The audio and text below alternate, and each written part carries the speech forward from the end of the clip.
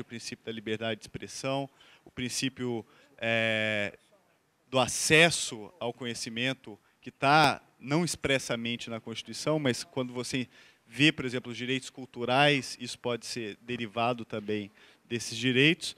E acho que essa talvez seja a grande força do Marco Civil, de ter conseguido fazer um trabalho de ponderação muito bem feito entre questões muito difíceis, como, por exemplo, a necessidade de se apurar e punir crimes que, porventura, são praticados na internet, e o Marco Civil ele dá condições para que isso aconteça, por exemplo, estabelecendo esse prazo de 9 meses da guarda de logs, e nesse processo de consultas para se chegar a esse prazo, a Polícia Federal, por exemplo, teve a oportunidade de se manifestar e nós, todos aqueles que participamos do debate, tivemos a oportunidade de verificar qual era a experiência de outros países. E, por exemplo, na Europa, a maioria absoluta dos países guarda os dados apenas até 9 meses. São excepcionais os casos em que os dados são guardados eventualmente por 1 ano ou mais de 1 ano.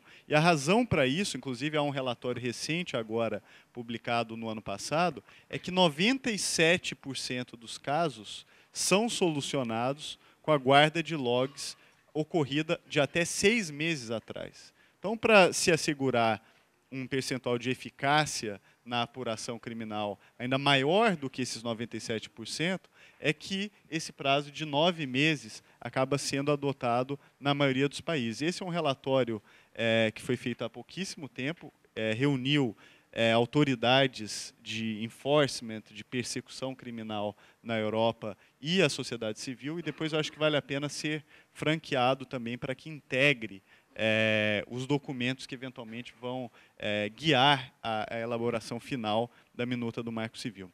Acho que é só isso. Obrigada, professor Ronaldo. Aqui chegou agora a nossa grande curiosidade, quem é o Quimbanda?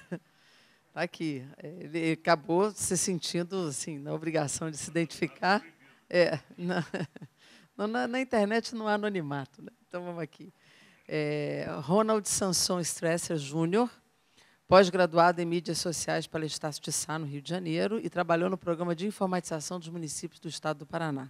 Obrigada, Ronald, pela sua identificação aqui, já que nós só tínhamos o seu avatar, agora nós temos você. Muito obrigada pela participação. Alessandro Molon quer falar alguma coisa antes de terminar a mesa?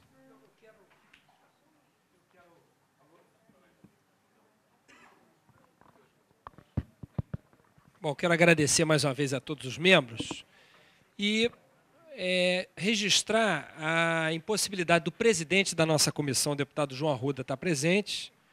O deputado João Arruda tem viajado o país inteiro.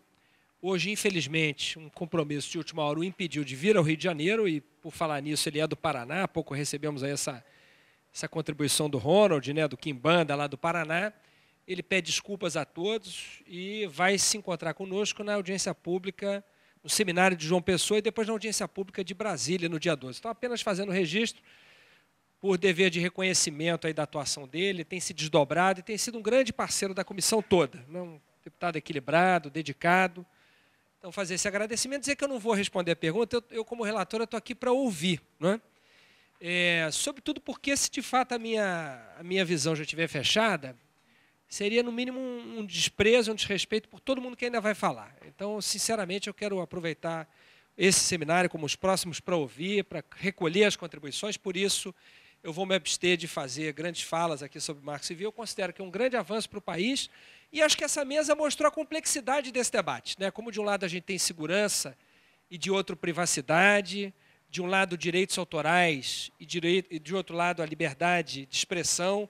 Então, como o desafio da gente é caminhar nesse fio de navalha e, sobretudo, aprimorar algo que já veio muito bom do Ministério da Justiça, que foi esse resultado dessa colaboração da FGV, de tantas entidades e tantos cidadãos, né? Então, esse é que é o desafio da gente. E acho que essa mesa mostra um pouco como esse desafio não é pequeno, né? Mas, para isso, a gente vai contar com as contribuições de vocês, da próxima mesa e das últimas audiências públicas. Obrigado.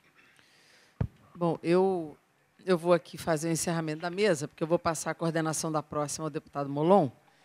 Mas apenas dizer o seguinte, eu compreendo assim, que as audiências públicas e os debates da própria comissão, eles são fundamentais, porque, sem dúvida, o Marco Civil ele chega já com uma lei bastante abrangente, bastante ampla, já com muitas contribuições, né, pelos internautas, pelos debates havidos antes desse projeto chegar no Congresso Nacional.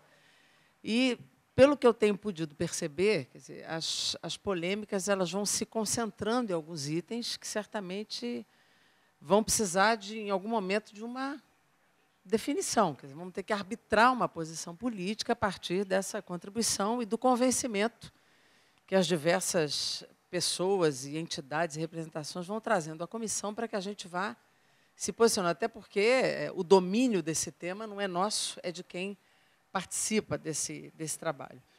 De qualquer maneira, quer dizer, essa questão da garantia da liberdade de navegação, criação, essa questão colaborativa, eu acho que o Marco Civil ele é bastante forte nesse aspecto. O que a gente tem percebido como levantamento assim, para o debate, quer dizer, é um debate na formulação que a gente tem visto em relação à neutralidade de rede, como está formulado, colocando a regulamentação posterior como um risco. Essa questão da guarda de logs, ela surge em todos os debates que a gente tem visto. Essa é sempre uma questão levantada em função da suspeição, criminalização prévia, etc., ou se restringe essa questão, até porque os artigos 11 e 13 eles parecem conflitantes na lei, e precisa, Tiago, aí de uma explicitação técnica mesmo, para que facilite uma formulação final. São dois artigos que parecem conflitar e serem antagônicos entre si, que um trata de log de conexão, outro de log de acesso, isso fica um pouco confuso.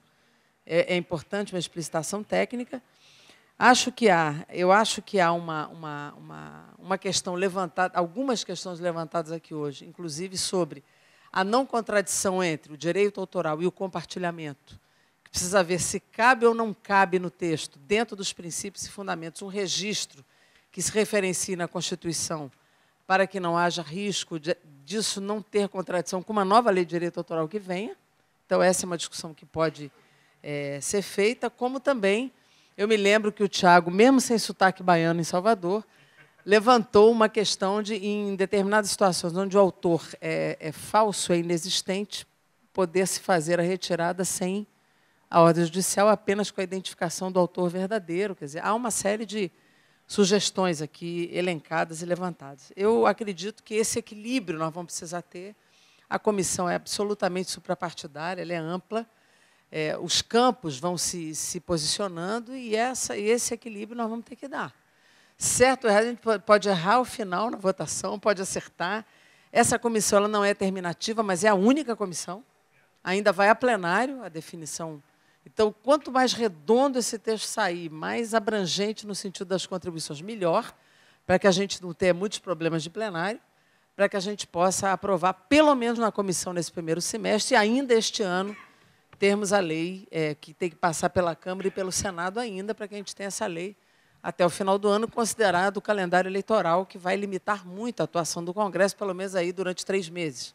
Seria julho, já tem um recesso de 2 semanas, ainda tem agosto, setembro e até o segundo turno das eleições de outubro. Então, essa restrição de tempo certamente dificultará uma votação antes do final do ano, final desse processo. Mas, se pelo menos a comissão consegue entregar algo bem construído e maduro ainda no primeiro semestre, acho que a gente já dá uma enorme contribuição para o plenário da Câmara. Então, eu quero agradecer também, em nome também da comissão, elogiando aqui o deputado João Arruda também pela amplitude e pela contribuição, agradecer a presença dos palestrantes dessa mesa, e eu vou passar agora a coordenação do deputado Molon para fazer a montagem da segunda mesa e a gente continuar os debates. Muito obrigada a todos.